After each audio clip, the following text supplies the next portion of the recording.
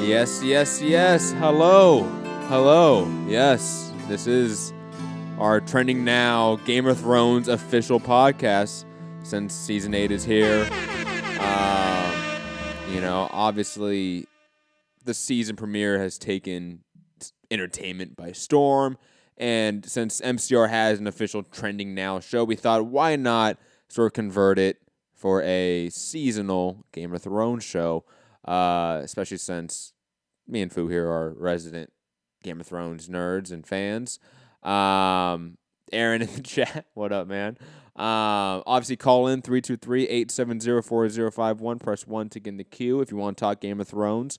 I'm Matt, the Hipster Hunter. This is obviously Jesse Fugatti of MCR, and we're going to be discussing the show in its entirety.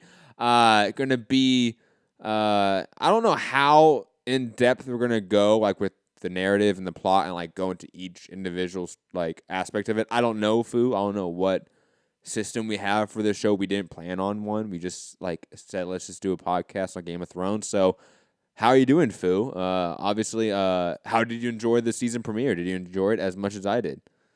Yeah. I mean, I think it was like we talked about it kind of in our little group chat, and I thought it would be kind of like a slow play.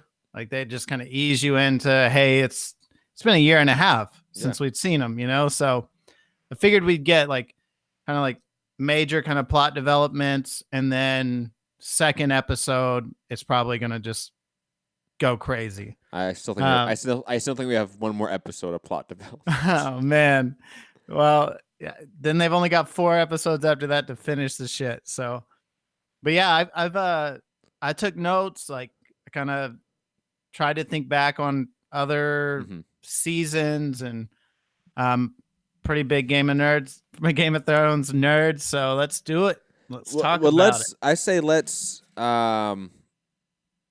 give a very brief general sort of review of the episode, and then let's sort of go throughout the plot of the episode, and we can sort of veer off in any tangents we want, any rabbit holes we want, with any of the individual plot points of this premiere.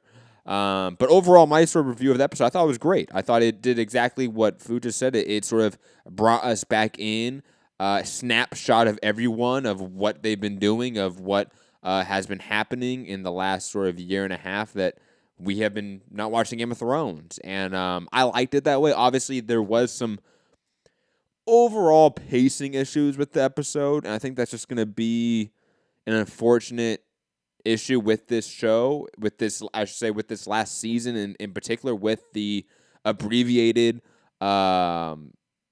season with only 6 episodes. I think you just naturally are going to have to rush plot points, rush plot developments. There are certain reunions in this episode that I loved, certain ones I thought that were, I wish they were strung out a little bit more. I wish they gave it to me in a little bit of a longer scene. And then we had reunions I think we totally forgot about, which I can't wait to delve in and discuss. It was a pleasant episode. I don't, looking back on sort of season premieres of the previous seasons of the show, this definitely probably ranks high just because it does do a lot. I mean, it's one of those episodes that because there's no big battle, people aren't going to say a lot happens, but a lot of stuff happens in this episode. A lot of different things are sort of sewn up, put together, plot holes in the last season that are filled in. They do a lot in this episode, I think, to either A, do fan service, and B, to sort of, I would say, solve any of the plot issues before we have to finish the story, in a sense. This is what they need to do. Obviously, the Theon Yara sort of storyline in this episode, I think, is probably the obvious example of what I'm saying. But beside that, love the episode. An easy, probably 7 out of 10 for Game of Thrones episode, 6 out of 10. Above average. I wish we got a little bit more dialogue, a little bit more of our reunions, but they had to do so much in such little time. I'm not too upset about it. Fu, overarching sort of review on the episode itself. Then let's get into the show. We're going to sort of run through the beginning to end of the episode and tackle everything. Yeah, first off, thanks everyone for being here. Prospect brought up a good point. The parallels between the very first episode of the show in its entirety versus this one. Yes, the Really love that. The series premiere and obviously the season premiere definitely paid homage to each other in a lot of just direct ways. I love that. I love when showrunners or show creatives do something like that. Am I recalling correctly that at that point, it would have had to have been at that point, Ned was down in the crypts, right? Because that's where Robert kind of talks to him, because Lyanna's down there, right? Or that's not where he first meets him. Obviously, he meets him in the courtyard. Yeah, but I think they're down there at one point in that episode. They are down there. Yes, you are right, because obviously that's where he asked him to be the hand of the king. You're right. There is literally, like, you could probably, if you wanted to, do a shot-for-shot comparison with this episode and the series premiere, and it lines up quite well. I mean, just the courtyard scene alone lines up quite well, shot for shot. Yeah. So to me, it was a really excellent episode in terms of the thing that I really respect about Game of Thrones is that it doesn't pander, right? So it doesn't try to it doesn't try to catch you up. Like, they don't need to go show you that Euron went to, Davos or whatever to get the gold company or whatever, Bravos, right? I think it was Bravos. Bravos to get the gold company. Sorry. I could be wrong. A lot of thoughts in my head here. I could be wrong. It could be Marine. It could be one of the other cities. I forget exactly which city the Golden Company is in. I think it's Bravos because I think they're the Iron. I don't think out the Iron Bank or whatever. I think so. Yeah. I'll look that up, guys. Sorry. A couple of names in my head are crazy because I'm thinking of everything at once. And then you have like the differences in like book names and like show names. Like Yara's name in the book is completely different. That always throws me off, but digression. Yeah. So they just kind of go, hey, all that shit that we alluded to, it happened, and now they're back. And they don't like worry about, like, some shows are just like they have to show you each step, right? And man, I disagree about the Theon thing. I think that was like a great moment. We'll get to that. I equally love that scene, but I do have some issues with it. Yeah. So starting off, right, I loved the scene coming into the city. They showed how big the Unsullied army was, like how big her army was. Mm-hmm. They really showed that there is still a large fear in the north of dragons. It feels like the people don't seem very comfortable with that, right? I thought you were gonna end that sentence different. Like I thought you were gonna be like, it's obvious in the north they still have a big fear of black people. No. But that one scene dragons, was funny though. I gotta say that one scene was hilarious. With Grey Worm, and I forget her name. I do apologize. In the show, and they just get the side eye glance from Melisandre. Yeah, they just get the side eye glance from all the town people. That part did make me laugh. I will admit. Yeah, so it was great to see. Like, I thought they did a really good job of showing. Like, I don't know that we've ever seen how large her army is, really, like in that way, because like that shot went forever. It's like, damn, this army is massive. And then they did a really good job in that intro, showing kind of the tension between the North and kind of I think them being let down. Missandei, that's it. Boom. And the letdown in Jon Snow, I felt like they did a good job alluding to that before it all kind of came out. The scene going into well, very quickly, hold on. You're jumping all over the place here. No, I'm sorry. I'm just going to run through the episode. No. I'm A Mike. You're B Mike. Don't worry. Oh, okay. Hold on. I got a soundbite just for you. Hold on. Where is it? Stay in your lane. Thank you. LeVar Ball there. But anyways, like you said, obviously the opening scene is the homage to the series premiere. It is the little boy going through the tree, climbing the tree, looking at the grand army. That one shot of Dany and Jon on horseback with the army, I thought was fantastic. And then obviously we see Yara in sort of the crowd, and we see that she doesn't want to engage with anyone. I kind of was upset. I was hoping for like Jon to see her out of the crowd and be like, my sister, but they waited for that scene later on. And then obviously we get the courtyard scene. We get the first interaction with Sansa and Dany, which I think has been built up in this last year and a half as, hey, look, these two girls aren't going to get along for obvious reasons. They have different agendas, regardless of the fact that they are fighting an army of the undead.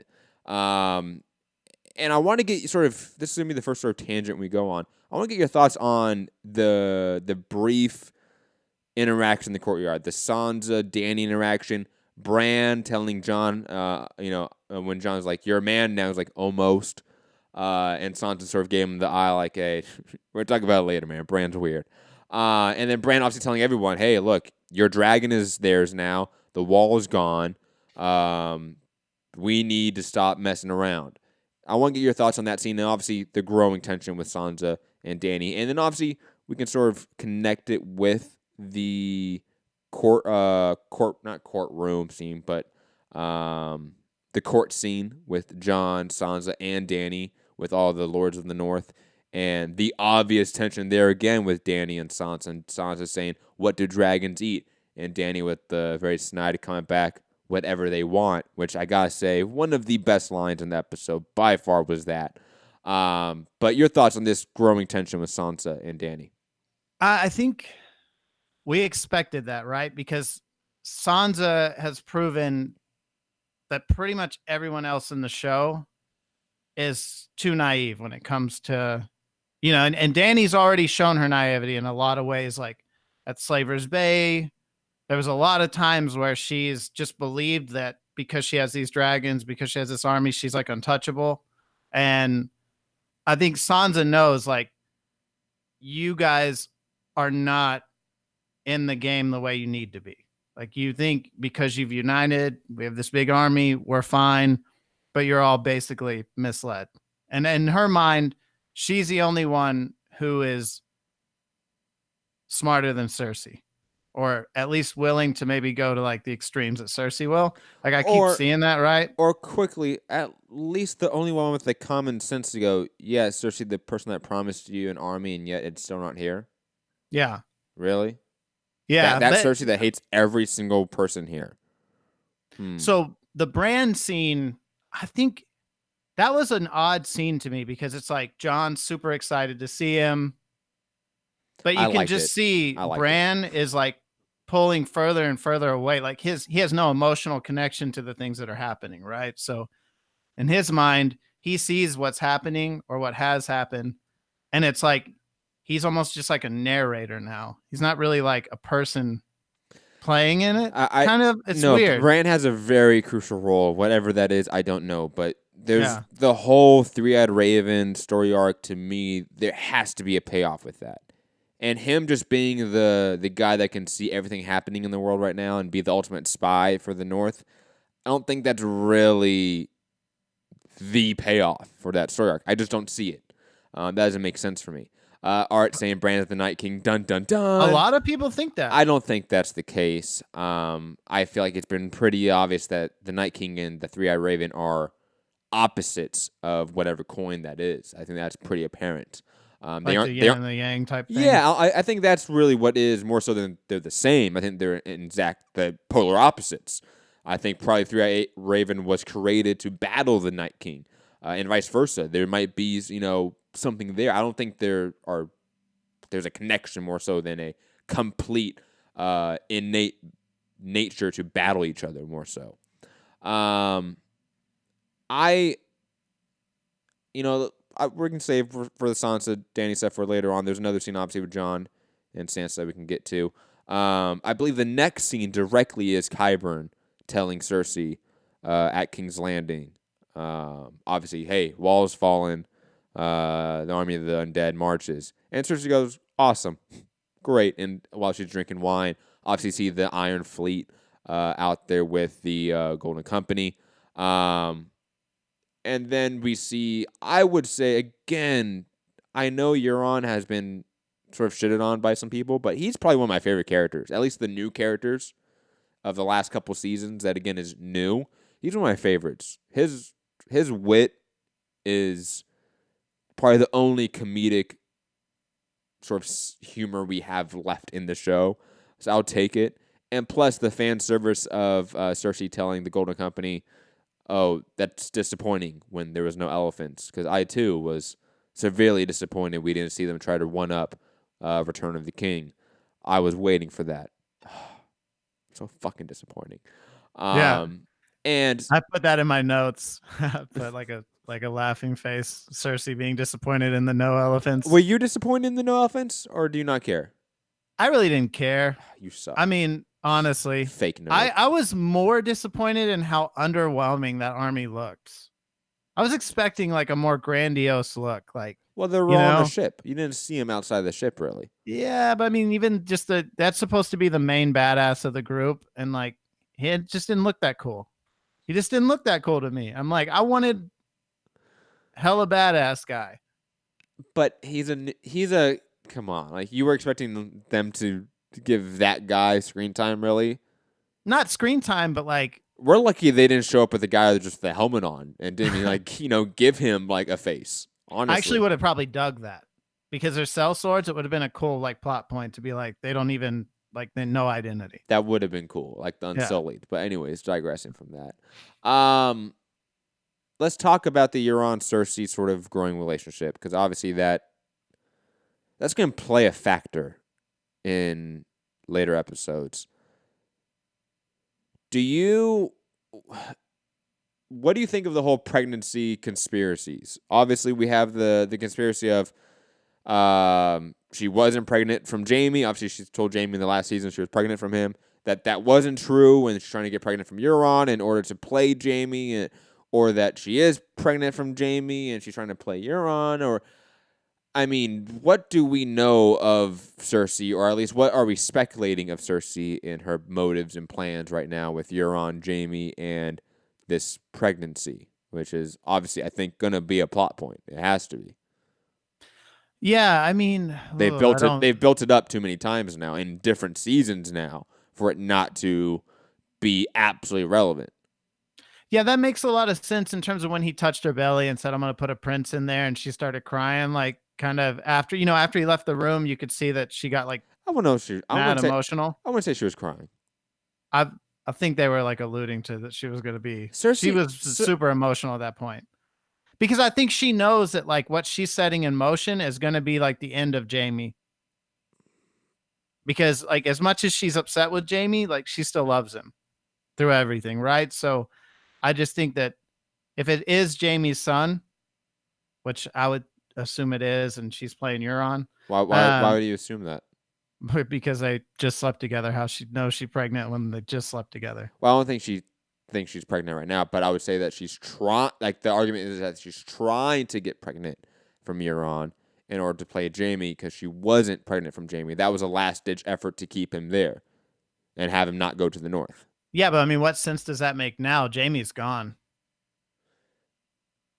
But Jaime could always come back, and that could be leverage over Jaime, who I would say she still has some feelings for. Yeah, but she has no forgiveness, dude. I don't think that she would be like. So wait, hold on. So you think this woman that has no forgiveness and is heartless is also crying about Jaime?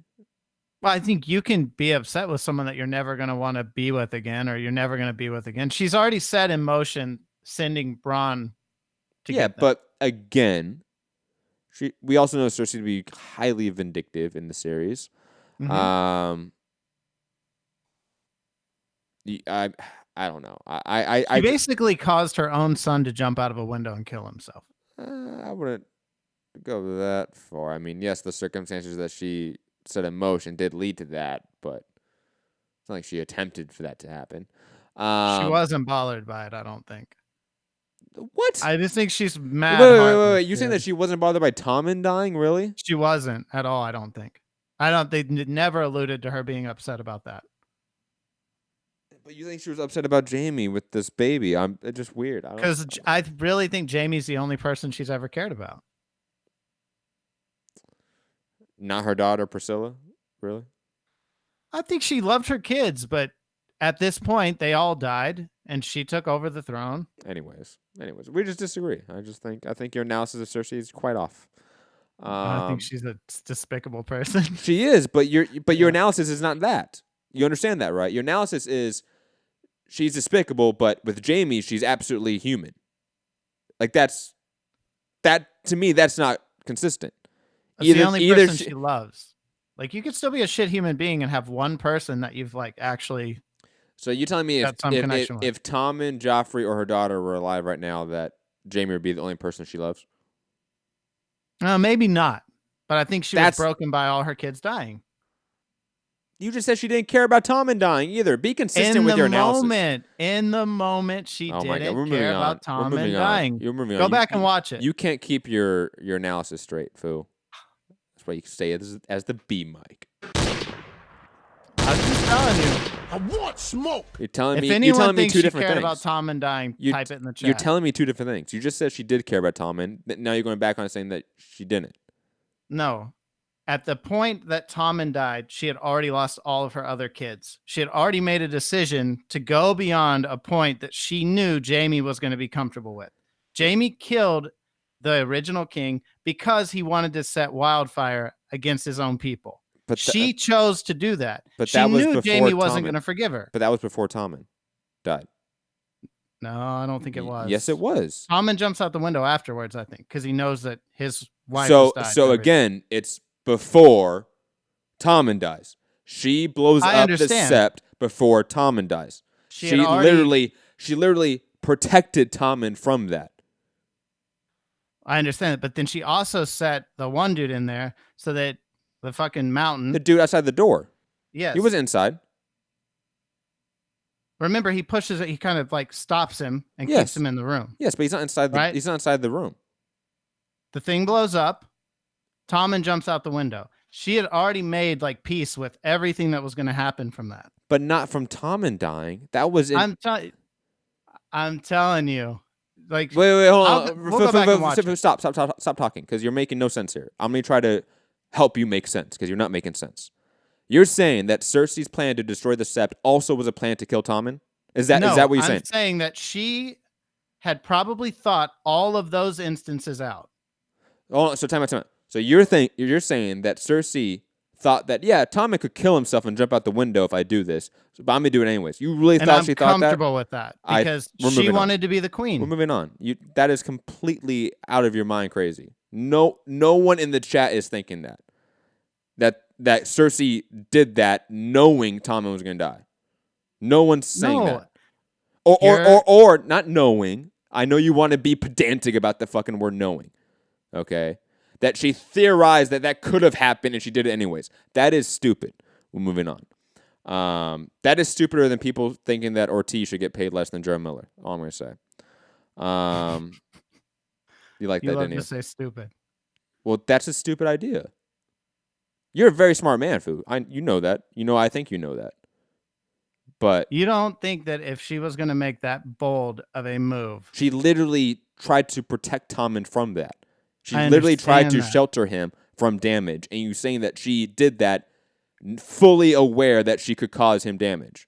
That could be a possibility. Yes. I think she did everything in her might to make sure that no damage was happening to her son, and her son didn't care. And I think as any mother, she would care about her child dying. And just because she didn't show tears at that one scene they showed doesn't mean anything, because Cersei doesn't cry really ever.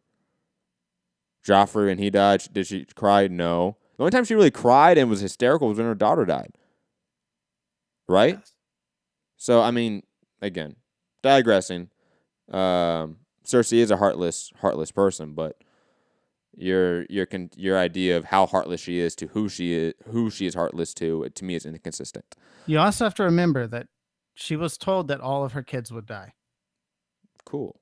And she kept saying that the kids were cursed. Again, you are making the leap that she does not care that her child died and that is absolutely insane.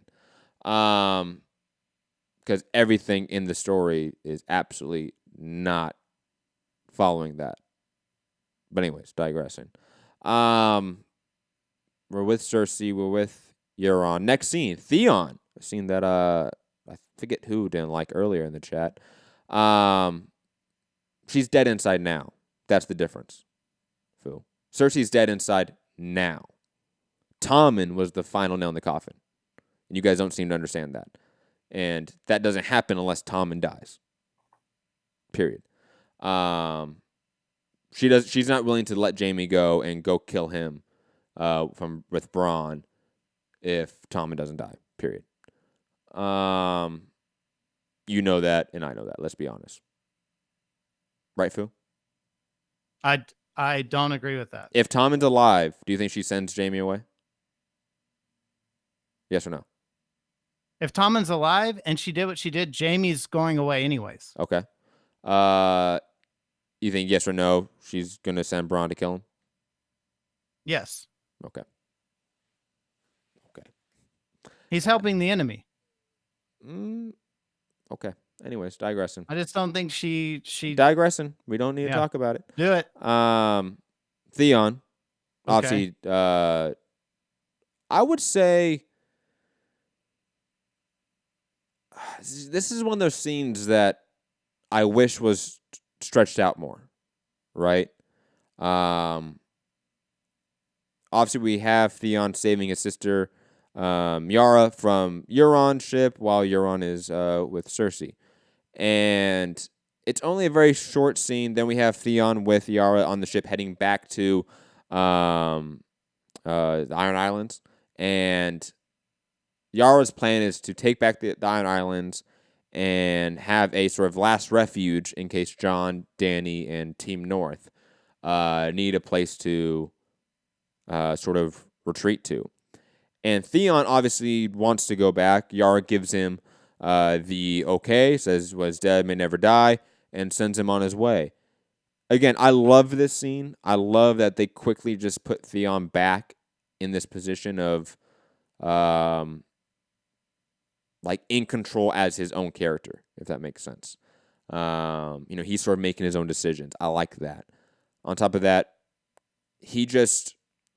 I don't know what they've done with in terms of makeup or anything like that, because they obviously have done this, but as he's gotten farther and farther away from what Ramsay did, visually he looks better. Like he looks less all, I don't know, I'm going to use the term demonic, but I don't think that's the right term. But he just looks healthier, and I like that. But again, this is one of those things I wish were stretched out. I wish some of the plans for the Iron Islands and this sort of refuge place was spelled out a little bit better or a little bit more. Or we just got more screen time with Theon. I think Theon, like sort of Jaime, is one of the best story arcs in the entire series. And we got so little of him. I would have liked to see more. But Fu, your thoughts on this scene? Well, I mean, you're completely correct. It's like, I think the imagery there is like when you adopt like a beaten dog, or you see them pick up like a really abused dog, and then somebody takes it into the house and feeds it and bathes it, and then like it's, hey, oh hell, this like dog looks great now. It's it's not emaciated and all that. He went from an abused animal to now back to a man, right? So that's, I think, what they're trying to portray there. Yeah. Yeah. The thing that got me in this scene, and I wonder, was it the headbutt? It was the headbutt, wasn't it? The headbutt was cool for sure, but I knew Yara was going to do that. She's like a super badass. She's one of my favorite characters in the whole show. Facts. But when she says you picked the wrong side, you picked the losing side to Euron. Oh, you remember? Yes. And that look on Euron's face is pretty great. Yeah, like he's like, because he starts to like, second guess himself, like maybe I did pick the wrong side. Then he quickly sort of makes a witty comment. About how he's like, good. I can just leave if so, like I'll just head out of here. I'll take the Iron Fleet. We'll go somewhere else, right? But I think she knows, because did Euron meet with Dany? She did. They did, right? At one point, didn't they? I want to say they did. I'm pretty sure, but I think Yara was kind of in love with Dany. Like, I know Yara Yeah. met her. I don't Yeah. know if I wanna Euron say did. Euron. Was he there Or with? he was going to. Maybe he was going to. But I thought he had said he would bring her back all the ships before he took over the Iron Islands. I thought that was something that happened there, but maybe not. I'll go back and look that up. But my thing is, Yara seems like 100% sold on. It's confusing too, because she's like, you pick the losing side, and then she wants to go back to the Iron Islands and recapture them so they have a fallback point that the dead can't get to. It's like, that's some fucking crazy foreshadowing. If like, are they building that up that maybe the good guys don't win and they really do need a place? Very quickly, I'm 100% predicting that the Battle of Yeah. Winterfell, they lose. Yeah. They don't win that battle. They're gonna do something subvertive to the plot. They have to. I think the easy plot is you have this big battle of the North. They defeat the army of the undead, and then they fight Cersei.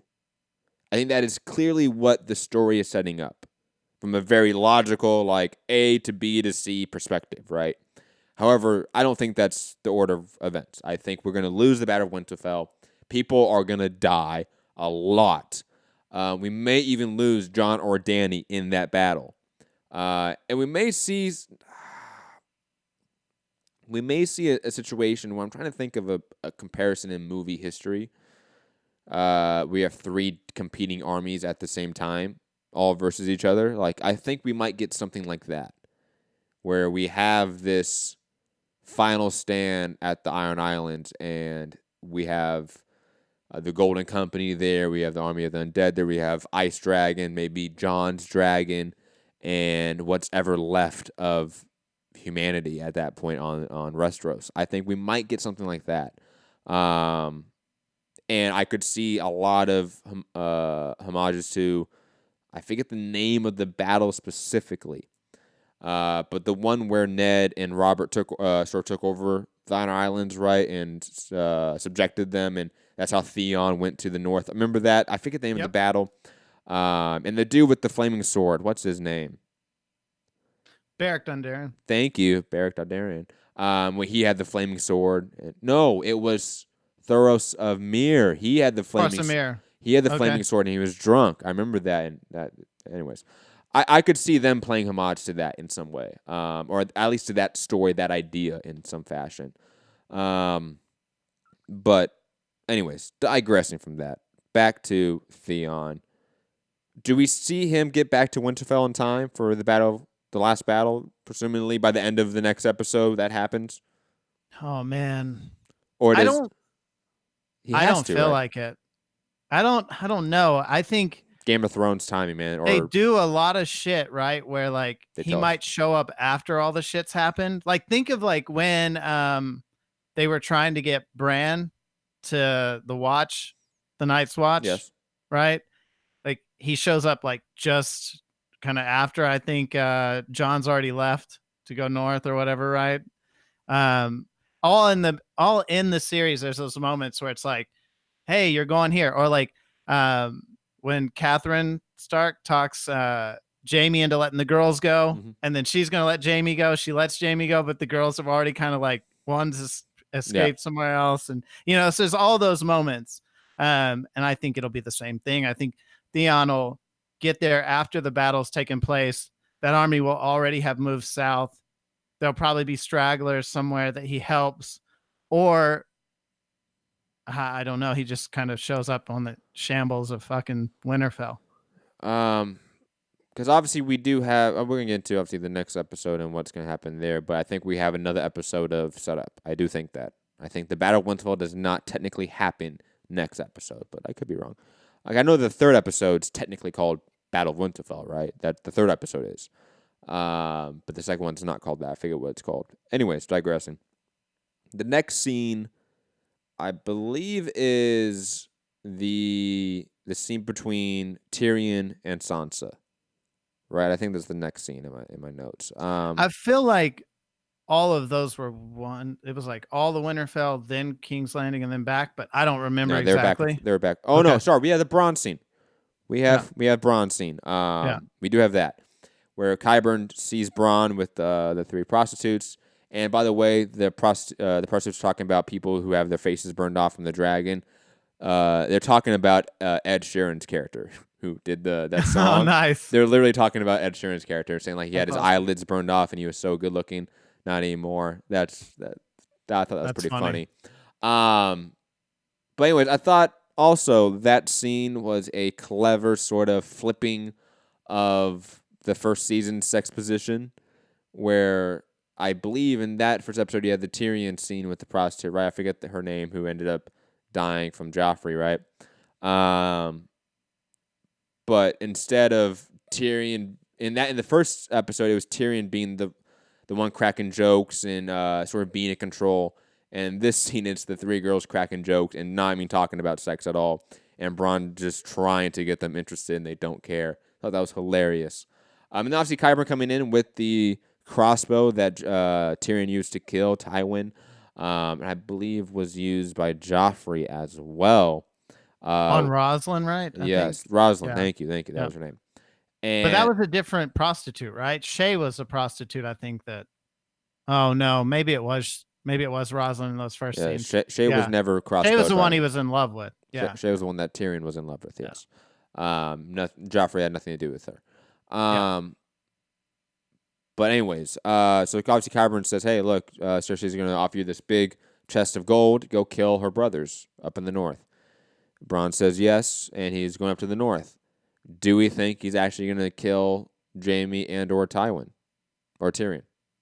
I think so. I mean, when he was walking with Tyrion one time in King's Landing. I should reframe that question. Do you think he's going to actually try that? And do you think he succeeds? So they're 2 very different questions, obviously.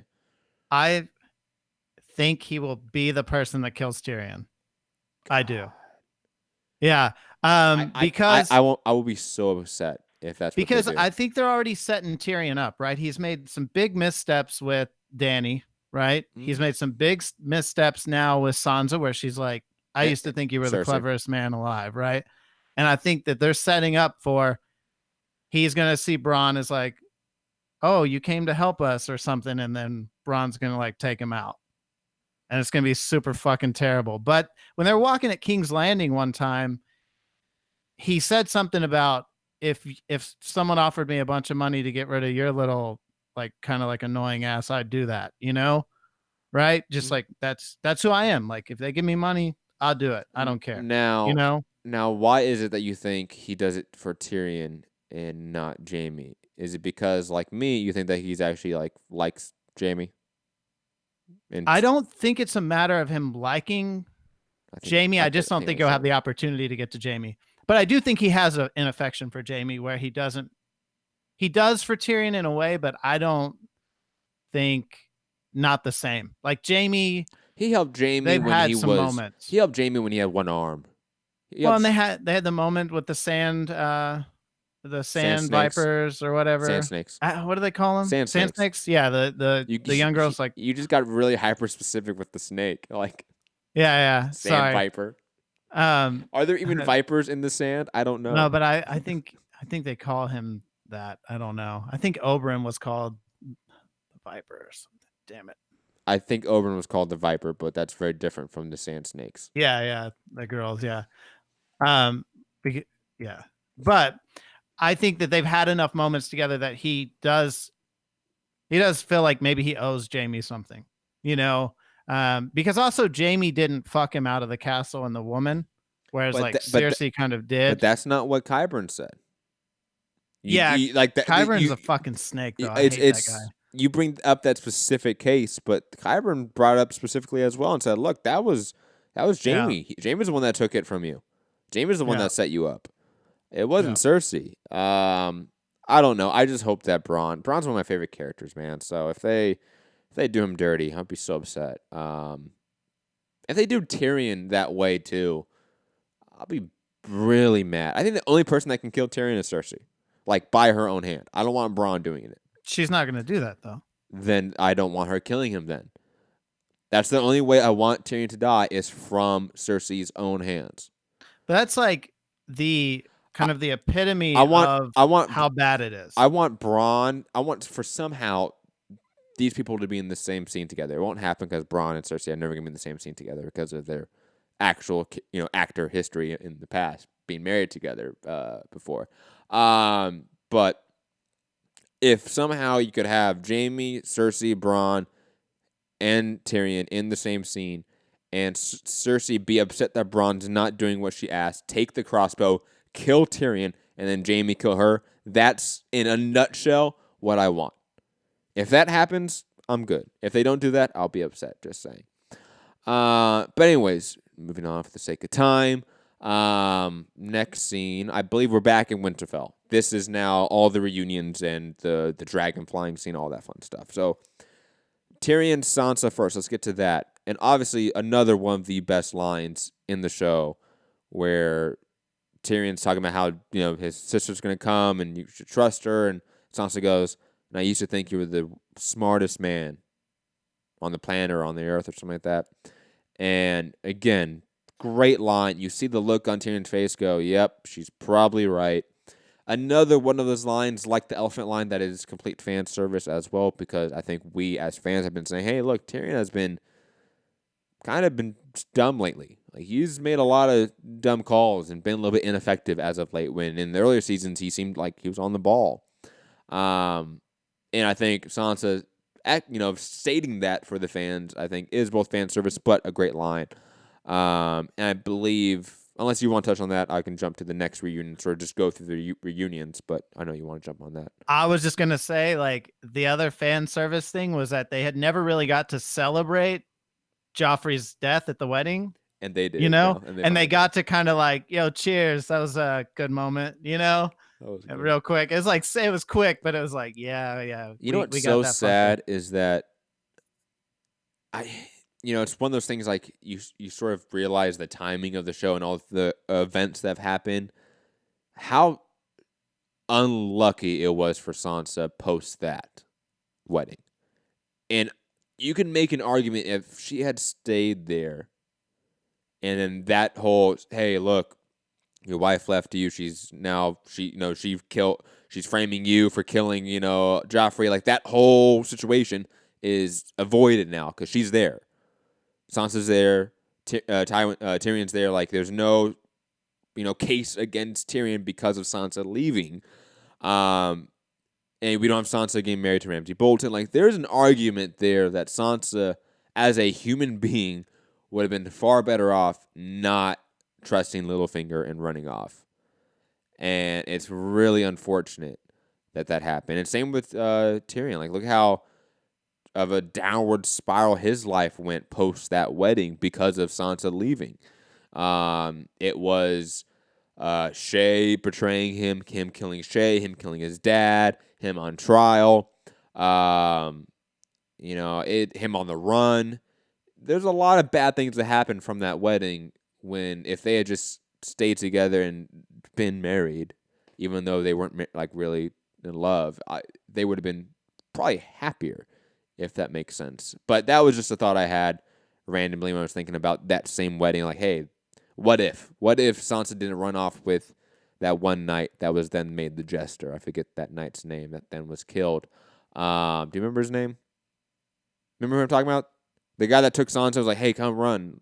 That wasn't Littlefinger. It was that knight that was made fun of by Joffrey and made the Jester. Remember that?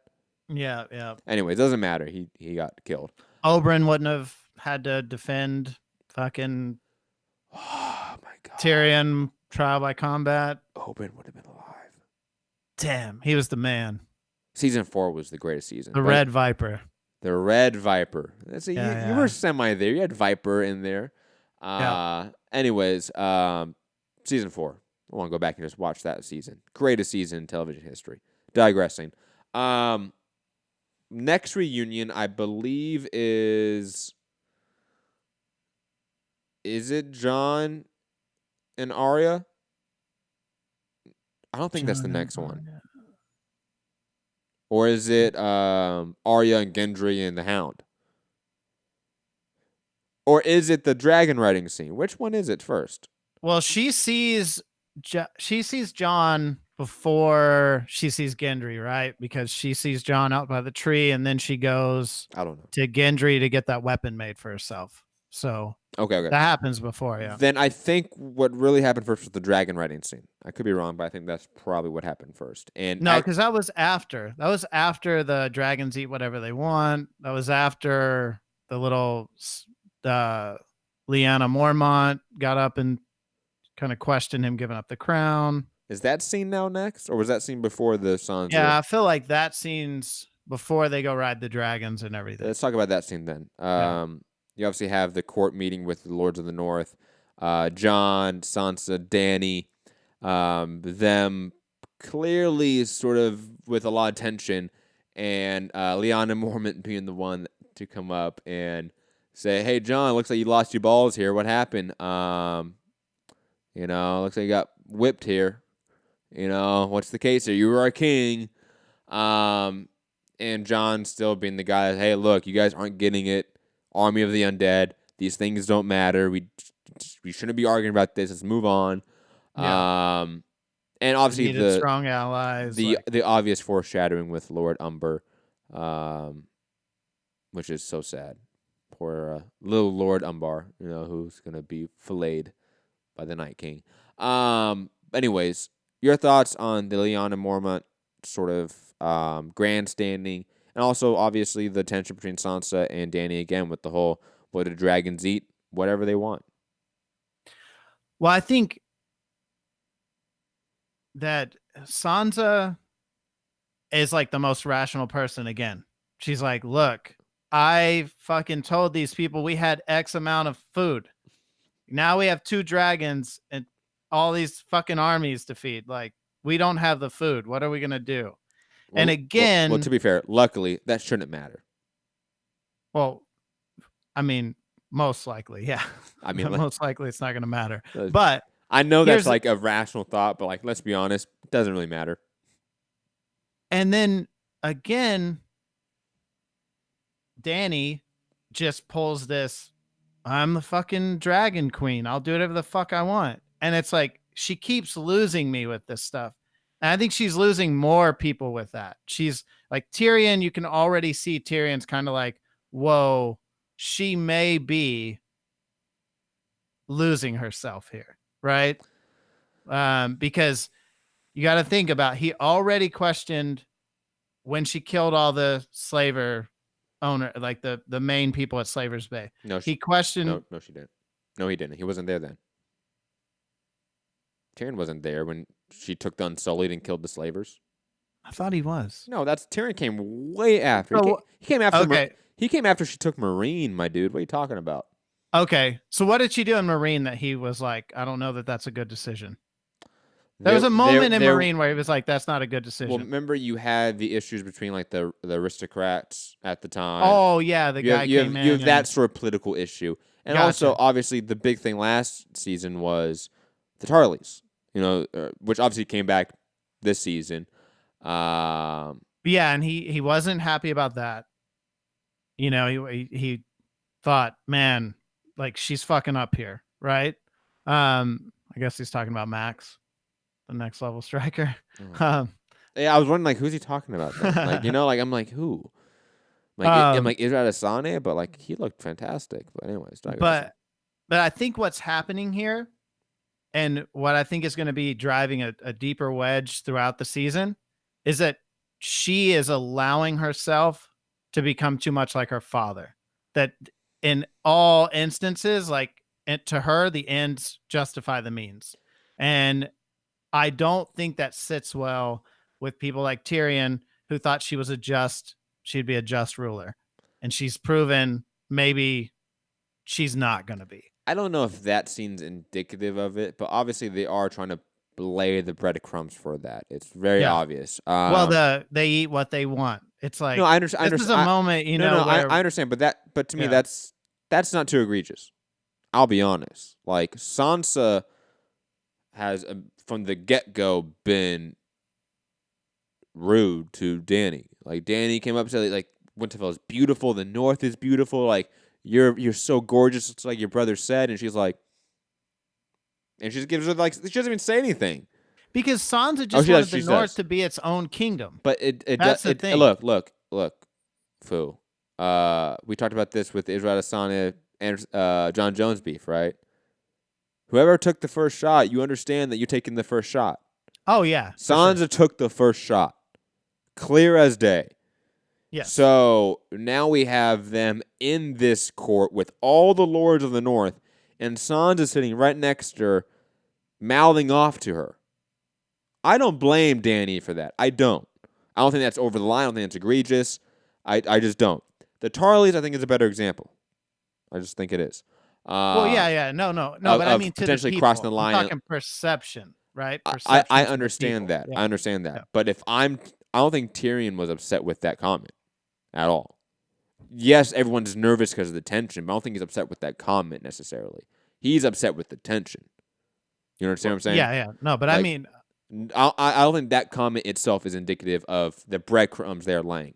Obviously, that is a breadcrumb with the whole picture. That is. yes. But I don't think that is necessarily an egregious one. And to me, if we don't have a lot of the other major ones, that to me is nothing. That to me is how probably a monarch should rule in that particular situation. But it's just a matter of like her tone towards like people that she doesn't know, that she's already like Jon already tried to warn her, like these guys don't trust outsiders. That's great. Right. And I'm telling you, Fu, and everyone else, and you will agree with this, that if you come up to a stranger and you're being nice to them and they're being an asshole, guess what? You're going to be an asshole back to them. So that's just how life works. Sansa immediately in that first courtyard scene was upset with Dany and was clearly not approving of her. And I am completely okay with Dany making the comment about they can eat whatever the fuck they want. That's my queen. Go Dany. Fuck off, Sansa. Hashtag Team Sansa. Look, Sansa's awesome. Dany. I am Team Sansa, but that's not it. That to me is not it. You literally have somebody that brought 2 dragons for you when they breathe fire, and guess what? One of 3 ways to kill these zombies is, guess what? Fire.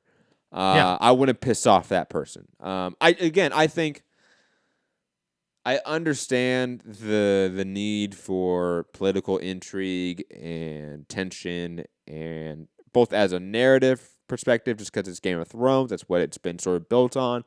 On top of that, just because these characters don't know everything like we do, they're not a third party, third viewer entity looking at everything like we are. We see what the Army of the Undead can do. We've seen that Hardhome, for example. We've seen that horror. Sansa hasn't, so she's not like Jon, where Jon's like, "Look, man, we shouldn't talk about crowns because it doesn't matter. We're a team human, guys." And everyone else is like, "Hey, who's the king still?" And the only people that have seen the dead or undead are off that. So that's why maybe I don't find the value in some of the criticism from the Lords of the North, from Sansa, because you guys should be smart in this. You guys should be at this point. Like, yeah, look the North at what's still happening. has issues with the Targaryens. That's the other thing. No, that's I understand like that. deeply seated, right? I understand that. Like, let's not forget, her dad did kill, obviously Ned's father and brother. We understand that. But again, man, holy shit! You guys are seeing dragons right now. There's an army of zombies coming at you. I would stop caring. Absolutely, I would stop farming in the field. I would start sharpening some obsidian. But anyways, digressing. They don't know that. I understand that. Like their perspective is skewed because there are characters within the story. We are people outside the story. Next scene, I believe is that the dragon riding scene? I believe so. Let's just Let's talk about it. Then we can talk about the other reunions and sort of go through that because there's so many of them. This scene is obviously, I think, the most divisive scene of the episode. I understand why. CGI at times is a little bit shoddy. Like specifically at the waterfall scene where there's specific shots of Jon and Danny with the waterfall behind them, where it's clearly a green screen. Like that must have been a reshoot. They must have not edited that really fast, or they did edit too fast, because you can tell it's a blue screen or a green screen. You can just tell. It's not a sound stage and then a blue screen behind it. They are literally just in a blue room, and they imposed that waterfall on top of it. But I loved it. I thought the dragon riding itself was fun. I thought the sort of banter between Jon and Danny was lighthearted and fits with sort of a new romance in a way. Jon also having complete fear of that dragon and getting on it was exactly how I think everyone would feel. And Danny being like, just grab on and good luck. Was, I think, the perfect way to describe how to ride a dragon. Again, the whole dragon looking at them kissing and the side, like, that was weird to me. I'll be honest, the tone of that was odd. I don't know what purpose that's going to do to the narrative and what payoff that's going to have, because it seemed important, right? The fact that Drogo was looking at Jon with either a smile or like a smirk. I don't know. That was weird. And then Jon kissing Danny and looking at the dragon. Again, tonal shift in the scene that was odd to me. But the dragon riding itself, I had no issue with. That was a fine scene. And plus, I think it was valuable for us to see Jon on a dragon before the battle. Because if he just jumped on a dragon in the middle of the battle and he started fucking up zombies, a lot of people would have been upset with that. A lot of people have been like, hey, he never rode a dragon before. How can he do that? And I think now we'd get rid of that criticism. Fu, your thoughts on this dragon riding scene and the obvious sort of division it's caused, I think, a little bit in the fan base. So, like, I honestly, like, I didn't even notice a lot of that stuff because I don't critique it like that. I'm willing to forgive some of that stuff for everything else. But I think kind of the side eye from the dragon is kind of like some foreshadowing that they understand that Jon is not just some rando, that he's actually a Targaryen, right? And I think that is some of the connection that dragon is giving himself to Jon. Or was that her dragon that gave him the side eye? That was Danny's dragon. Yeah. That was so Drogo. Maybe he's like making a connection that like, yo, this dude's one of us type thing. I hope it's just that, but it didn't play that way. Did it play that way for you? To me, it played in more of a creepy vibe. It played as more of like if you were the son, like your mom's getting like macked on by some dude, you're like, yo, get off my mom's, right? Is that what you mean? No, I didn't get that. I got more of, I'll put it this way. Remember the scene at the end of the last season where Jon and Dany are having sex and you have Tyrion outside the door and it's that weird scene, right? If Tyrion was smiling in that scene, that would have been what this is for me. Like, it would just been off. Like, it would have took me out of the experience, to be honest. It did. Like, if this is just a run-of-the-mill, they kiss, the scene's over, I think the scene works. I think no one is really upset by it. But you have the obvious permanent meme forever in that dragon smirk. And the look that Jon gives the dragon, it just, again, it took me out of the scene. It did. Maybe the dragon was like, yo, Holmes, you're feeling too comfortable here. Let me fucking freak you out a little bit. Part of that, it was weird. Like, I don't know. Anyways, the dragon riding itself was fine for me, but the actual scene with them at the waterfall, to me, that was off in a lot of ways, both from a technical perspective with the green screen and blue screen, and with the dragon look in the kiss. That was odd. Moving on, unless you have any further points about it.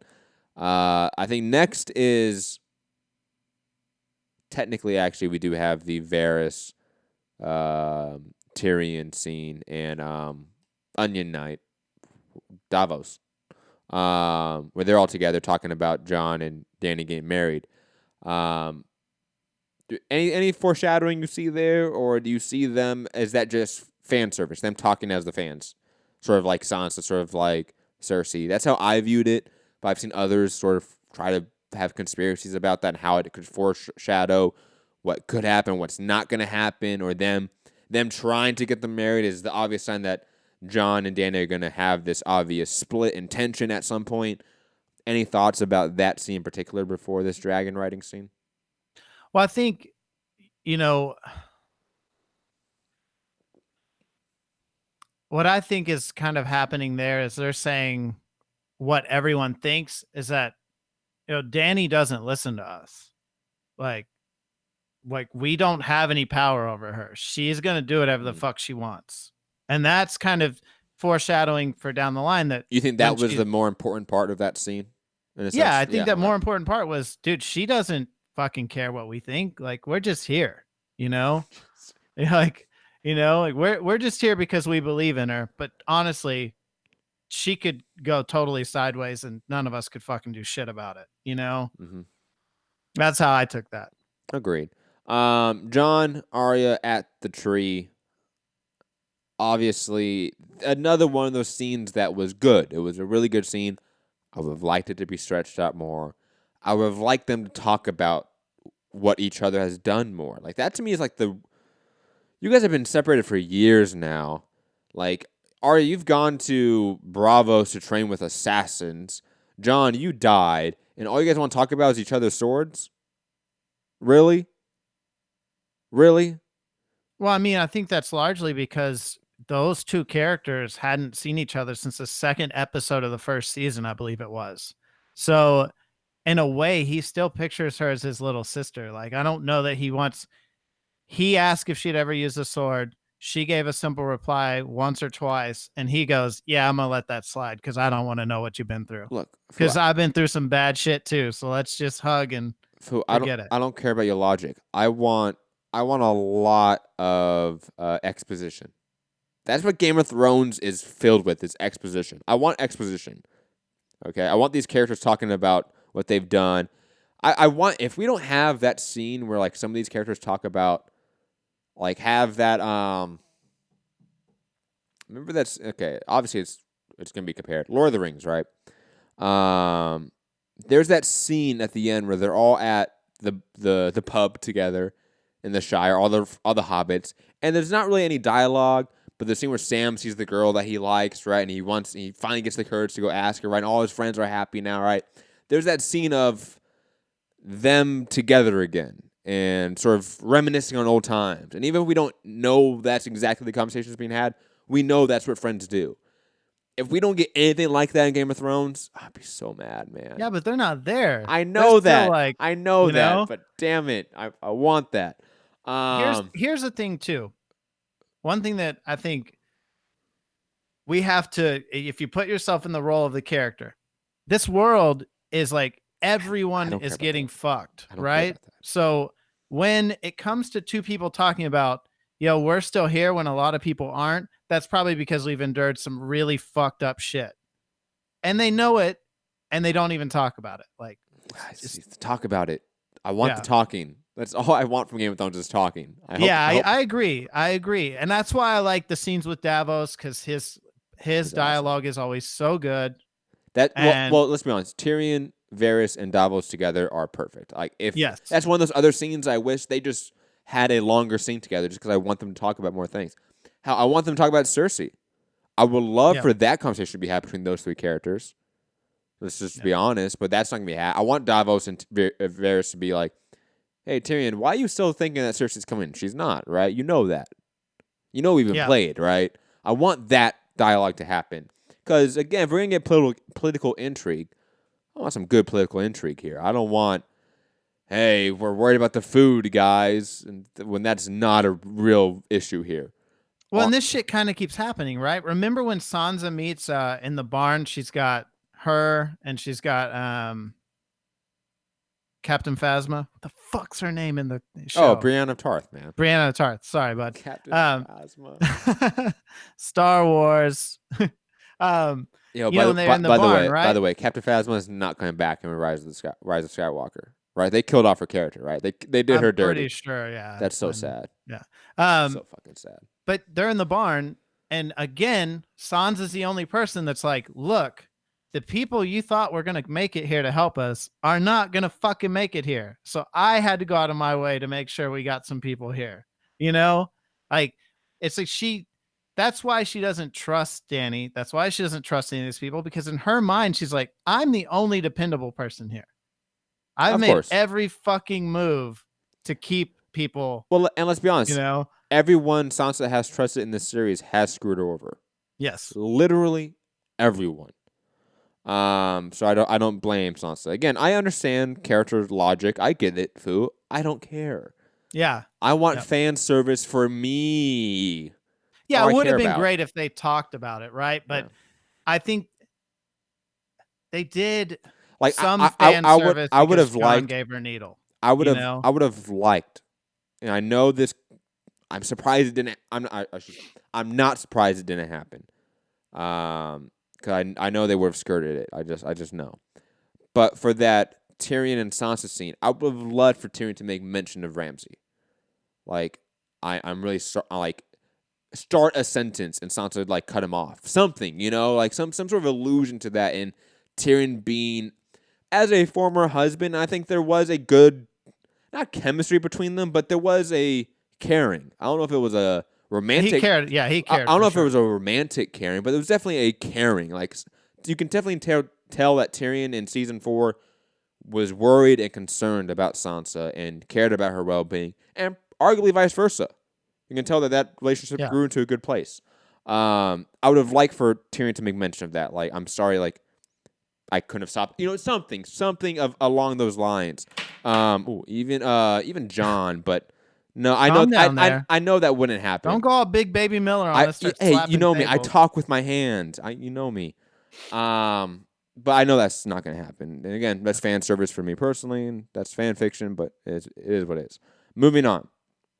Well, not to completely move on. Oh. What did you make of her saying she's just like when Jon gets upset, he's like, well, you're going to take her side too, on the Sansa side. And she goes, she's just protecting our family. And he goes, well, I'm family too. And she hugs him and says, yeah, don't forget that. Is that like a threat? No, like, no. I think that's another breadcrumb to set up the Dany and Jon rivalry.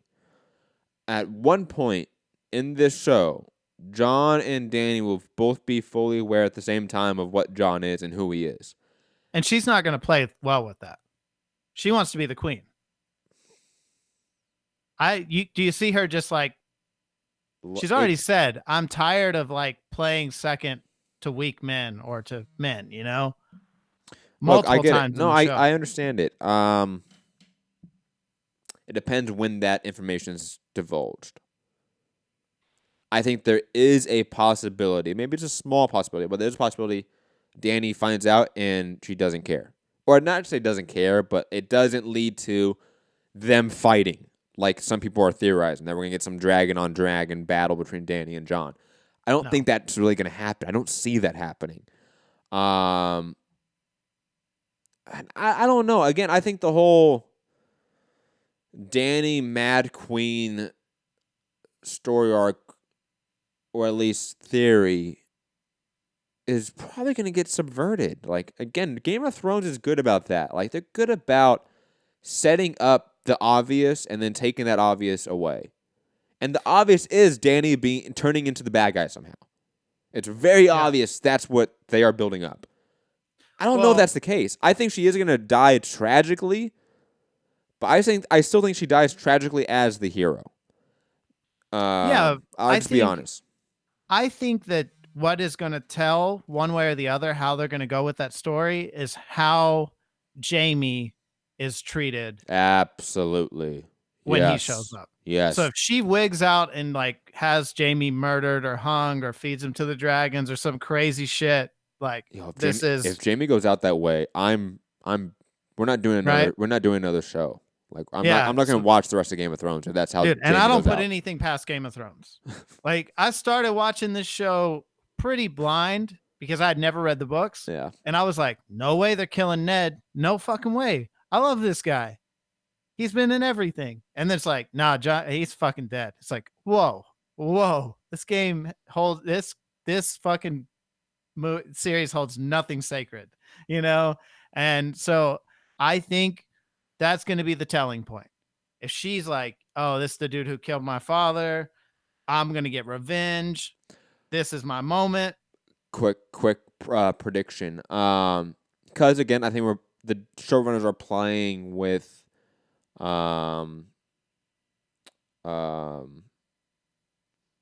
homages to earlier seasons, right?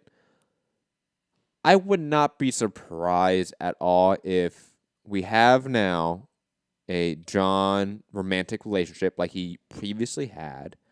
We also have a supporting character with a bow or crossbow like item when his previous lover did die from a arrow. Again, I think I'm always the mindset that these creators are gonna subvert what we're thinking. I would not be surprised here if that, like you thinking that Bron's gonna he's gonna go kill Tyrion, John's gonna kill Dany. Nope, Bron's gonna kill Dany, and somehow. And I again prediction. I don't know how that lines up, but it would obviously be a mirror image to John's first romantic relationship in the show and how that ended. And obviously, I forget her name, Ygritte, who's also the actor is his wife in real life. Shout out to them. Very cute. They were on SNL. I watched the SNL episode where Kit Harington was on, and they were on it together. She was my favorite woman in the series. Oh, she was awesome. But obviously, like she reversed. Like she was gonna kill John, but then she decided not to. Right at the very last second, and then she unfortunately died from, God, what was the little shit's name? I don't remember. I just know that's killed the only John. time I've ever cheered in a movie when a kid got killed. And I was like, hang that fucking kid. Who cares? What's his name? Anyways, I was so mad at that. I would kid. not be surprised again if they play on that with Bronn having a crossbow in the north, and him even mention. Remember, he mentioned it with Qyburn. You want me to kill Dany? And he was like, no, kill the brothers. And I wouldn't be surprised if Bronn goes, hey, look, maybe Cersei's gonna like if I just kill the Dragon Queen more. Well, and maybe they. And I don't want to. I don't want to kill bit. Tyrion. I don't want to kill Jaime. I'll kill Dany. Who cares about her? You know, I wouldn't be surprised. He was the first person to hurt a dragon. Mhm. So maybe. Hey, I'm just saying, like it would be cool to see them subvert all of our expectations. And again, all of the breadcrumbs they've been laying, because they have been laying enough of other breadcrumbs for other theories that we could have some fun with. Next up for reunions, I believe, is the library, right? Oh no, Theon saving Yara is next, right? Dude, we talked about that a long time ago, man. Oh, did we? Yo, are you okay? Well, we're jumping around a lot because a lot of what we talked about now happened in the first. But I mean, it's fine. In the first what? I think a lot of that happened in the first scene in Winterfell. They did a lot of that, but it's fine. No, the second Bran said, I watched the episode right before we did this show, by the way. Oh, okay. The second Bran says, hey, the wall's done. The wall's done. Your dragon's one of theirs. They cut to King's Landing. Oh, okay. Trust me. With her like looking out at the ships coming in. Trust me. They cut to that direct. I remember that specifically. They cut to that directly. And then they go back to Winterfell. The only thing we got wrong was the Varys scene. That came before the dragon riding scene. That's the only thing we got wrong. We talked about them saving Yara. I don't remember talking about that with you. Yes. Okay. Dude, are you on Anthony Fowler's CBD over here? I am. Rob sent me some. Anyways. I'm going to be weak to left hooks forever. I don't think it's Sam next, because the Sam scene I think is a very linear scene from him getting the news to him seeing Bran to him going to Jon. I think that's almost a one shot, actually. I think first is after Jon and Arya is Arya going to see you're right. Gendry and the Hound and wanting to get the weapon made. Yep. I love the scene with Hound and Arya. Again, one of those other scenes I wish was stretched out a little bit more, because those two characters have some of the best dialogue between them. And I love the "you left me for dead," and she's like, "Yeah, but I stole from you first." And he just walks away. I love that. That was great.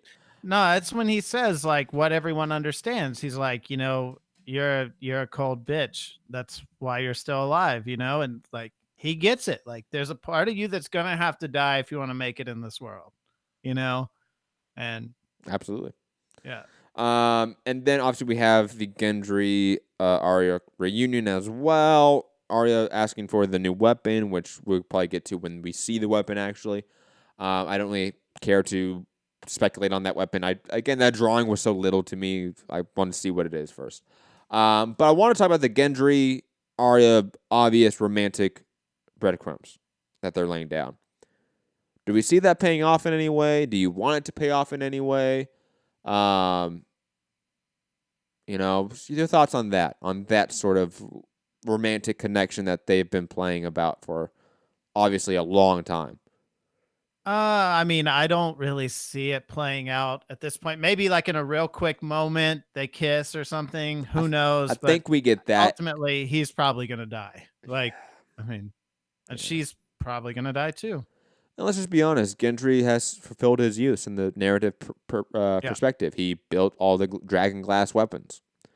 That was really what he was intended for. I think from a narrative perspective, I think his sort of use is done. I think he's going to be one of the dramatic deaths at the Battle of Winterfell. Next scene, I believe is the Samwell Tarly scene. We have Samwell Tarly obviously in the library. We have Dany and Jorah. I love Jorah, man. And this scene, I totally forgot about it too, right? What had happened the last season. I just, forgot about it. I didn't do a rewatch of Game of Thrones, so I didn't, I wasn't reminded about it. And the scene started off so well, Sam being awkward as usual, right? And, Dany is saying, like, whatever you want, you save Jorah. Like, Jorah's like a father figure to me. Like, whatever you need, I got you. And, he makes a comment about, I stole some books in a sword. It was my family's sword, the Tarly sword. And she goes, I forget the name. What was his name? It starts with an R, I believe. Randall Tarly. Randall Tarly wasn't. And he goes, yeah, it is. And she goes, oh, well, he didn't bend the knee. And that lip starts quivering. And he goes, well, it's okay. I'll go back and I'll see my brother. He wasn't too mean to me.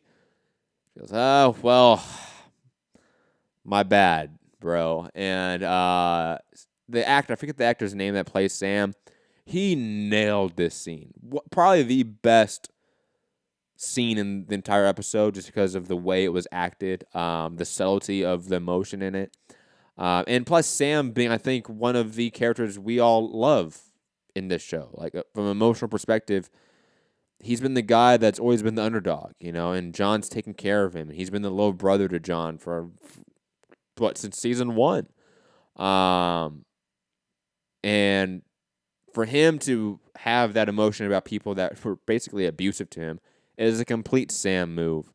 And then we have Sam obviously asking to be excused, leaving, and then running into Bran, who's still in the courtyard. He hasn't left, man. Fu, are you there? Oh no, guys. Fu dropped off. Oh, Fu, you're there. My bad. You're back. You're back. I lifted my hand like you and hit my computer, and it knocked my cable out of the computer. Okay, good. You're back. Anyways, we have Sam running out, crying, sees Bran. Bran is still in the courtyard. Days later, no one has pushed him away. Poor guy. Been out in the cold for days now. Honestly, we need to talk about that. The lack of respect for the handicap in Winterfell is pretty absurd, okay? There's no handicap access anywhere, really. Digressing, though. And then we have the obvious scene of Bran going, hey, I'm waiting for an old friend, which is obviously going to pay off later in the episode, and I didn't even think about it. I remember thinking when he said it, who's the old friend? And I had no idea who it was going to be. Yeah. And Bran telling Sam it's time. It's time to tell Jon who his real parents are.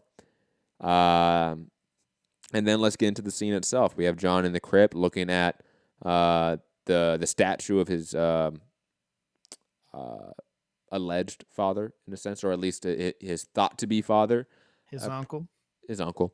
And then Sam comes down. They have a brief conversation about whether Jon knew about Randall Tarly dying from Dany, and we have Sam obviously in a fit of anger, I would say, from the whole Danny news about his dad and his brother, telling Jon, "Hey, you should be king. You're the rightful king. You're Aegon, six of his name. You're the daughter, or not the daughter. You're the son of Lyanna Stark. You're the son of Rhaegar Targaryen. You should be king, not her." You know, do you think that you would have? Do you think Dany would have given up the crown for her people like you would have, Jon? And the scene basically ends there. And it's a great scene, one that I think could have been extended a little bit, but it's probably perfect. And again, I think that Sam being the one to tell Jon, it makes perfect sense. I like that Bran said that, even if it was exposition to make Sam go down there. I like that it happened. And I'm sort of open the floor up to you. Your thoughts on the consequences of this, Jon knowing this early about his true parentage. When will that information be disclosed to other people? Your thoughts, and I'll sort of give mine after. I really felt like obviously Bran is extremely intelligent. Like he knew like he couldn't go tell Jon this information because it just was going to come better from Sam. Like he's just going to trust Sam a little bit more. I also had totally forgot that Sam had found stuff in the books that also led him to believe this about Jon. Mhm. You know, until he said it there, and I was like, "Oh shit, yeah, he did." He was looking at the lineage of the family and totally found that. Yeah. But the thing that got me is when he said, "Did you know?" and Jon just goes like, "I'm sorry," but he never says like yes or no, and it's kind of like he doesn't really worry about it. Like Sam doesn't really worry. Like he's just like, "Well, whatever, dude. You're like my friend. It's cool. Like you need to take, About what? Sorry, his family being killed." oh, When he's like, Johnson never says no. He never says yes. He just goes, I'm sorry about that. no. He tells Sam he didn't know. I don't. Does he say I didn't Yes, know? he says he doesn't know. Isn't he lying then? How? Was he? He wasn't there with Dany in the South. Oh, but I just thought maybe he knew somehow that had happened. It's not like it was like a secret, Well, I it mean, wasn't like it's being plastered all over the Daily Bugle over there. Yeah, but I mean, they've picked up people along the way. You figure that story is somewhere in there. He's like, I just don't know, man. Sorry, bro. But I thought how I think this is going to play out. I'm going to tell you the truth. Dany wants to be the queen. You tell me the truth or what you think. Yeah. I mean, because the truth about what I think. Okay. Because part of me wants to be like Jon and Dany live happily ever after. It's not happening. It's not going to happen. She doesn't want. And she said it so many times. I mean, you remember when it was who was the other sellsword that she was sleeping with for a long time? Oh, the homie that was recasted after one episode. God, I know there's somebody listening to the show. Dario. Yes. Yeah. Yes. Good old Dario. She tells him basically like, "Yeah, I'm not looking for a man, dude. Like I'm on my own. Like I'm the queen. I'm gonna run this shit. I don't need a man," type thing, And I think when Jon's like, "Hey, I'm the rightful ruler," she's gonna be like, "No, fuck all that. That's not happening. I'm the queen. You bent the knee." Like, that's how that's gonna go down. And then I think that's when either I don't know, maybe I'm trying to think, is somebody gonna redeem Dany at some point? And then she's gonna be like, okay, your family, and believe it, or you could see it going any way. Like someone said, maybe she gets pregnant with a child and then that kind of turns her. But I don't know, man. I think she's just hell bent on being the ruler and not being like the second fiddle to anyone. I think I don't know how to phrase it. I think Dany's downfall is going to be similar to Cersei in a way where it's not a direct act, but it's more of just arrogance in a way. Like, it's not necessarily going to be evil. Even though, like, for Cersei, she's obviously out and out an evil character, right? Even though there's nuance to her character, we can have that discussion, but she's an evil character. She does evil things. Dany is much more of a nuanced character. Like, you can't, I would say, outright say that she's an evil person. You can't say that about Dany. No. So She just believes someone owes her something for what happened to her family, and she just like I, plays that I all don't, the I don't, time. I don't think it's that. I think it's arrogance. I think Cersei. You remember these two people have been born into the top two households in Westeros. I mean, other than maybe the Stark household, you have the Lannisters and the Targaryens. Those are the top two. You have obviously two women that are extremely powerful and are fully aware of their power as well. And the obvious hubris of each is just apparent. I think that is probably what's going to lead to their downfall more so than outright evil. Even though both characters are quite different when it comes to whether or not they're evil. But I think hubris is really their main downfall more so than evil acts or them turning evil or any sort of mad queen storyline. I think just hubris. It's arrogance. That to me is what usually, if you really look at Game of Thrones, the people that are the most arrogant, people that think that their shit don't stink, that they are completely in control, those people die. They may not be evil people, but the people that think they're in control are the people that die. Robb, obviously, I think is a great example. King Robb of the North, right? Who I still am very upset about that he died. Red Wedding is still not okay for me. But Robb is one of the best characters, one of the best moral characters in the story, right? But his hubris led to his downfall. His arrogance led to his downfall. His total belief that he was in control of the situation led to him being killed, not him being evil. I think that would be the similar case for Dany, for Cersei, and other major characters. It's not them being evil, it's the arrogance. Littlefinger is another great example. It's not the fact that he was evil, it's the fact that he got careless. He got too arrogant with what he was doing and got careless with his antics. But anyways, digressing from that. What was I going to say? I basically sort of made my point about what I think is what's going to happen. No, I didn't. I think John's going to hold off on the news, at least till the last 2 or 3 episodes. I think so after the Battle of Winterfell. I don't think I don't think he tells anyone what he was just told, at least in the next episode. He might tell maybe a couple people, but he's not going to just go shout it to the moon. He might tell like Tormund, right? Like I could see that conversation happen. Where Tormund comes in and goes, "Hey guys, we have a day," and they are drinking ale somewhere while they're waiting for battle, and they go, "By the way, Tormund, I'm supposed to be king." And I could see that conversation happen, but I don't think we're gonna get an announcement. I don't think we're gonna get any sort of actual clash between these two characters, Jon and Dany, or even at all till later on in the season. Next scene, I believe, is another one of the best scenes in the episode.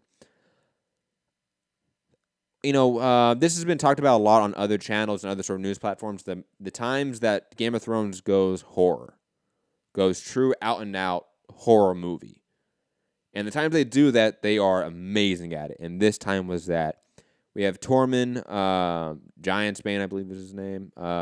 We have Bedrick Dondarrion. We have some of the Night's Watch there, and they all meet up at, I forget the castle's name, but Umbar's castle, where the little kid went off to go get the rest of his clan.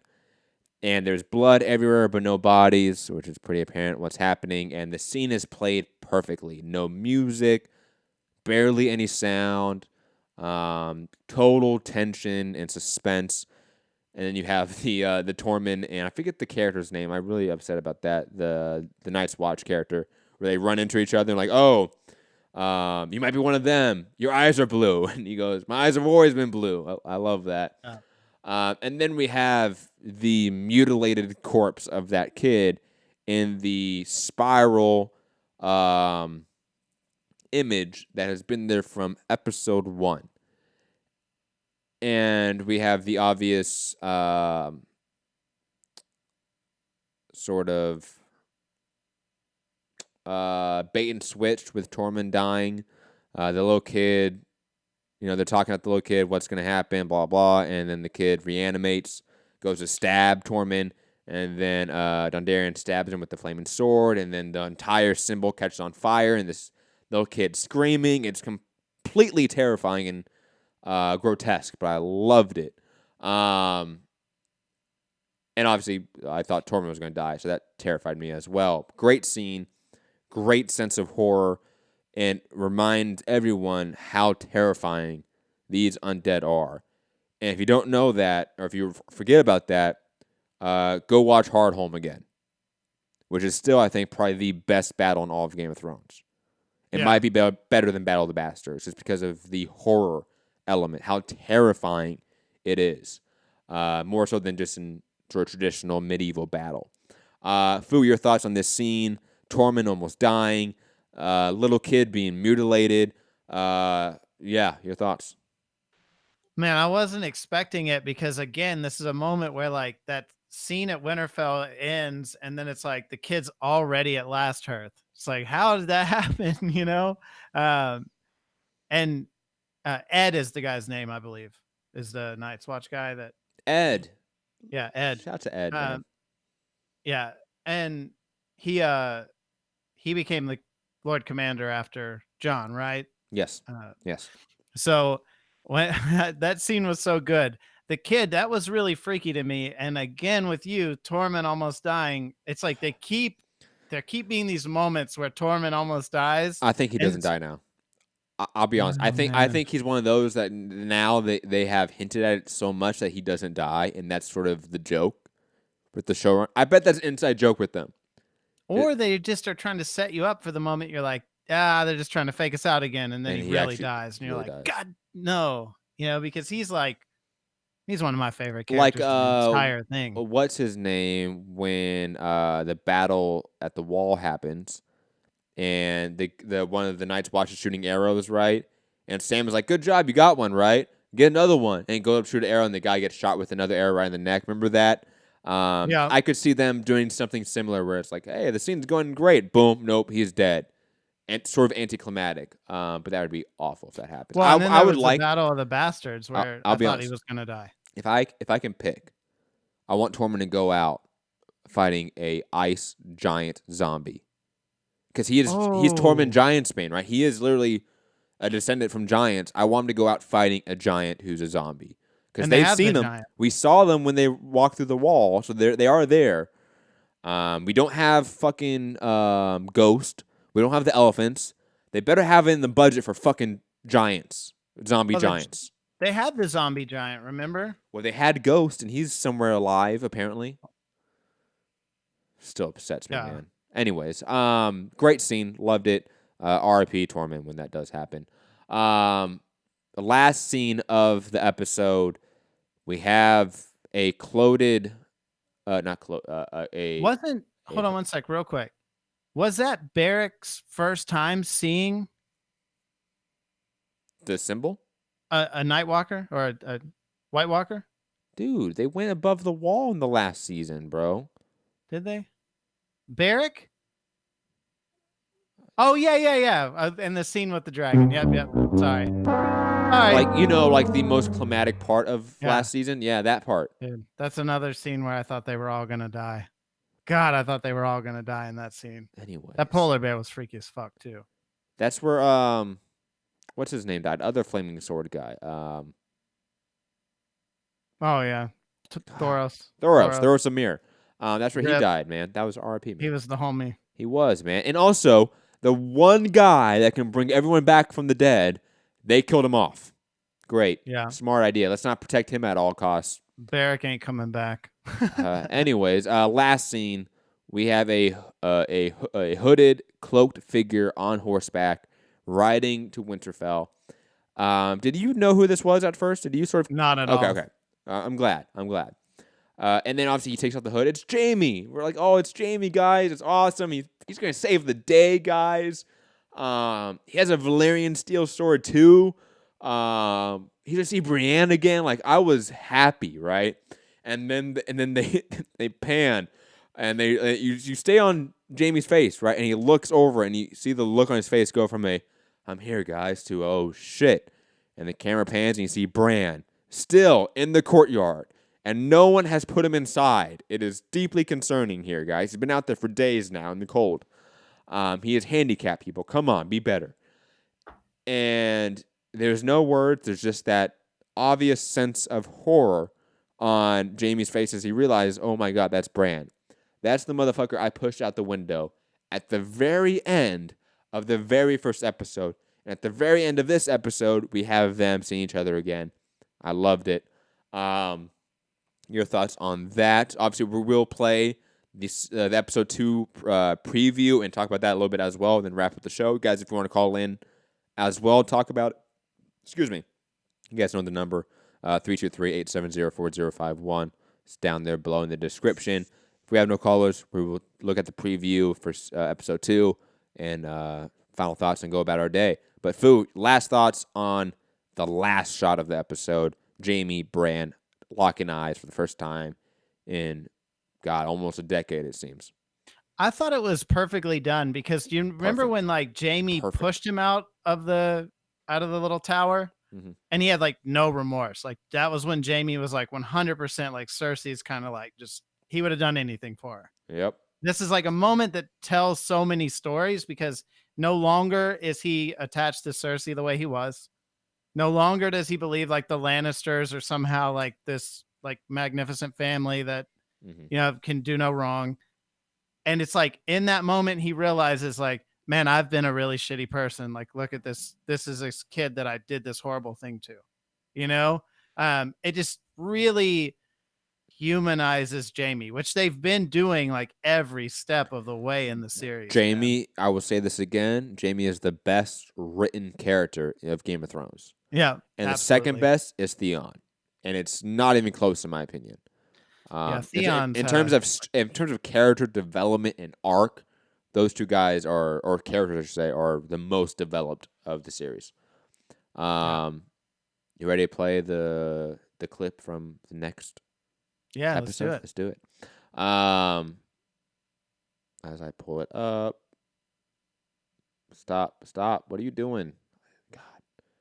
I hate when it's not listening to me. It's like, come on, Twitter. You're not that hard.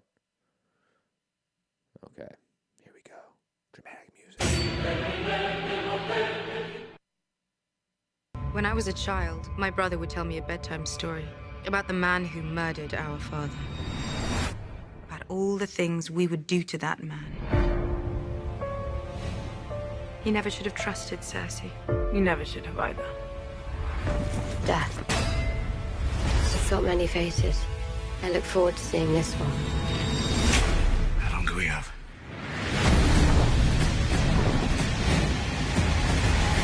Before the sun comes up tomorrow.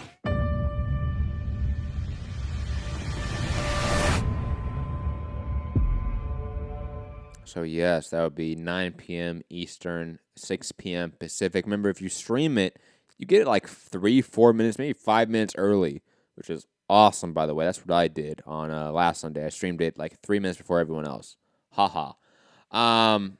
Quick predictions on episode 2. The trial of Jaime. Obviously, we see Bran and Jaime. That's what we left off with. So what do you think is going to happen there?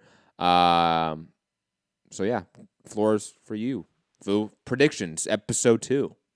So I think they're trying like way too hard to sell this idea that she somehow is going to kill Jaime. It's not going to happen. Because there's even like a scene where you see everyone looking at her when she's walking and they look disappointed kind of. So it seems like they're trying to sell that too hard for me to believe that something like that's going to happen. It's just too, it's too apropos. Like it wouldn't be good. Right. So And I'll be it needs honest. to be a little bit different. I'll be honest. Dany has said numerous times in this series how much she hates her dad and how much she doesn't want to be connected with him. So Yeah. I think what you heard is definitely what she's going to say, but she's going to finish that with, and then I realized that my father was the Mad King. And, Yeah. he killed thousands and thousands of innocent people, burned them alive, and was an awful, evil man. And you're the man that killed him. And I wouldn't be surprised if we then get the first spoken lines of Brienne of Tarth, even though we saw her in this episode, and she stick up for Jaime in this trial and go, look, I know Jaime killed the Mad King because the Mad King was gonna set wildfire to the entire city of King's Landing. He saved thousands of lives. I bet Tyrion's gonna obviously back his brother. I think they're gonna play, and they're playing as Dany's the evil one, putting him on trial. I think that's quickly not going to be the case. And I also think Bran's not going to care at all. He has no emotion. I think he views Jaime as valuable for some reason. And whatever that reason is, we're going to find out, obviously, at the battle at some point. But Jaime is a valuable asset in the Three-Eyed Raven's mind. Well, I also think this is going to break the North from maybe being on Dany's side even more. Because I think they're going to want Jaime dead. Yes. They hate the Lannisters. Yes. So if she chooses not to kill him, it's going to be another sign like, oh, great. Even we though cannot trust this person. Even though that's the right choice. Yes. Yeah, I absolutely agree with you. Absolutely agree with you. I also think we're not going to get any of the battle this episode, guys. Let's be honest here. It's all going to be set up. The Tormund gave us the time. It's going to be nighttime. And I think the episodes are going to end with the army there. And that's going to be how the episode ends. And then the episode's going to open up. Episode 3 is going to open up with the battle.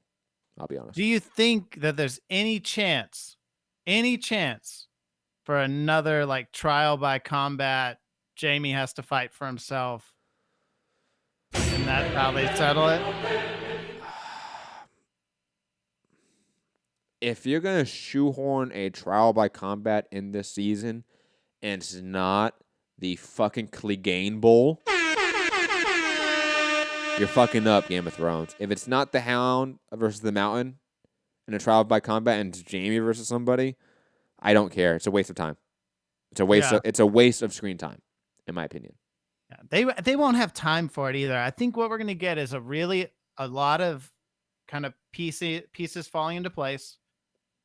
We're gonna get about 10 minutes of the battle starting, and then next week, or something with the battle. We could get like the battle starting, something bad happening, and then the episode ending. We could.